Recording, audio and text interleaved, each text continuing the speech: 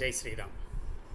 శ్రీమద్ భగవద్గీతలో సుఖదుఖే సమయకుత్వ అంటారు. అంటే సుఖాన్ని దుఃఖాన్ని మనం సమానంగా తీసుకోవాలి. కానీ మనకేదైనా దుఃఖం వచ్చినప్పుడు, బాధ వచ్చినప్పుడు, కష్టం వచ్చినప్పుడు వెంటనే మనం ఏం చేయాలో తెలియక ఫస్ట్ మన జాతకం చూపించుకుంటాం. జాతకంలో గ్రహాలు బాగాలేదు అని చెప్తే ఇంకా దాని గురించి ఎక్కువ చింతించి బాధపడతాం. అలాగే వాస్తు బాగాలేదు అని చెప్తారు, లేదా ఇంకేదో బాగాలేదంటారు.